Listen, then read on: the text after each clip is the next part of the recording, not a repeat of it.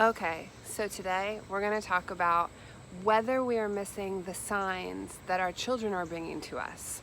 And this was something huge for me in my whole process, so I just want to get to it. Every day we're with our children, and we miss so many signs, things that you wouldn't even think are signs.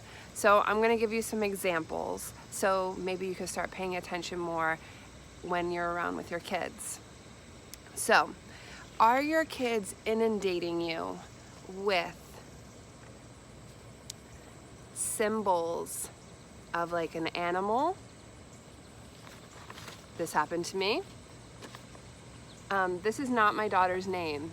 This is actually my great-grandmother's name. Why my daughter wrote that on top, I have no idea. And she doesn't know who Evelyn is. So this was an alicorn, so I went and looked up alicorn. Then, pay attention to what they leave around. This has been on the front door of the playroom for a year or so. It says, "This is the doctor." And this is a big time when we were going through using play to help with a lot of trauma. And the fact that they leave this on the door, that's to me as a sign. Do they draw pictures of people they don't know? And these people have names that they don't know. And are these signs for you? This one is a grandfather that my daughter did not know.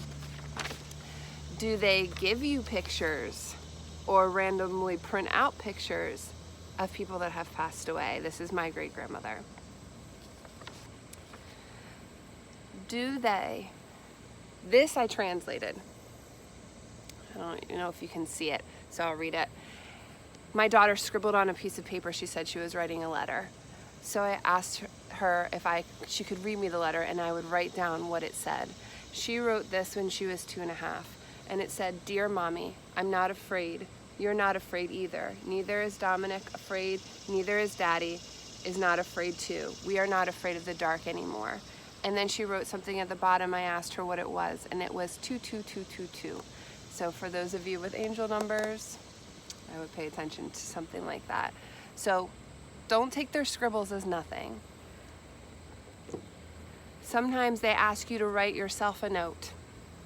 This one says, "This is my work. Do not touch it. It's very important, Eve." I would pay attention and look into that. And this is something my kids know better than to get into my stuff. And my daughter Eve would sooner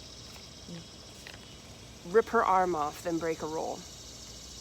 I asked her the other night to put this book back that she had taken, and I try and be lenient with it because I am aware that kids move stuff around for me to see, right?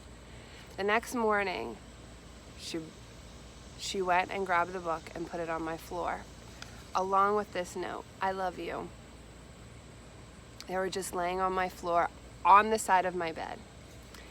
This is important because I've been going through a bunch of getting through a bunch of things, and I'm feeling more disconnected and angry and all of these things. And I kept asking, I need some more assistance. And if any of you have read this book, you would understand why. So what I did with this is I went, and you do where you close your eyes and you just open to a page and read, and it applied 1000% to what was going on with me. I'm a big writer. When I read a book, I get at it with a pencil. So, because when I do that later on, I can go back and those things stand out when I do the close my eyes and open the book for guidance. So those are a few ways that our kids speak to us and show us. It might be, here's another thing. This was a gift from my son. It's a diamond pickaxe, if any of you have done Minecraft. And it was to help in my dig for my life. is what he told me, essentially. So, follow those things. Pay attention. Your kids are speaking to you.